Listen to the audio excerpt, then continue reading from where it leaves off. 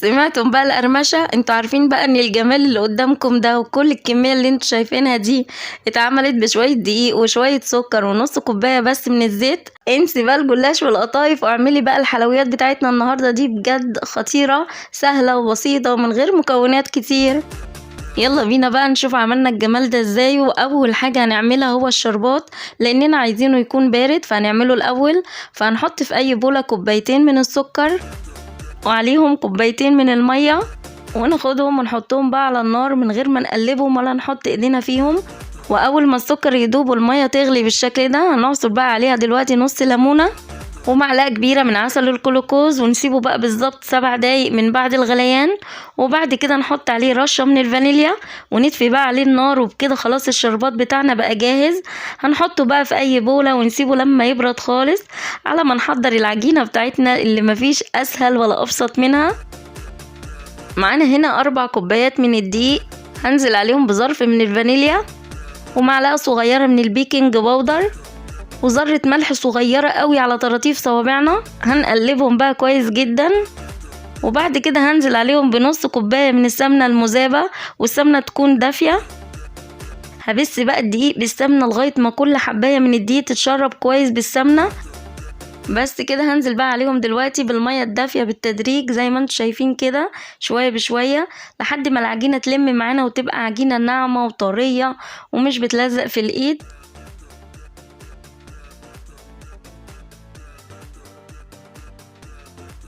ودول المية اللي فضلوا معانا من كوباية المية، يعني العجينة اخدت معانا كوباية الا ربع من المية الدافية. هنغطيها بقى ونسيبها ترتاح قبل ما نشتغل فيها حوالي ربع ساعة. وبعد بقى ربع ساعة اخدت العجينة بتاعتنا، وطبعا العجينة مش هتكبر معانا لانها ما فيهاش خميرة، وهقسمها بقى لقطعتين ونكون مجهزين بولة فيها نشا ونرش المفرش بتاعنا او الرخامة اللي هنفرد عليها كويس جدا بالنشا. وبعد كده هفرد العجينة بالنشابة وهحط برضو عليها من فوق نشا، وبرضو من وقت للتاني هديها كده رشة من النشا، ونرجع بقى نفردها لغاية ما العجينة تبقى رقيقة خالص بالشكل اللي انتوا شايفينه ده. ونبدأ بقى نلفها رول بالشكل ده، ونحاول على قد ما نقدر نضيق اللفة بتاعتنا شوية علشان لما نيجي نقطعها تكون مورقة من جوه وفيها طبقات كتير. وبعد كده هنمسح طرف العجينة بتاعتنا مسحة صغيرة من المية علشان بس تقفل معانا كويس.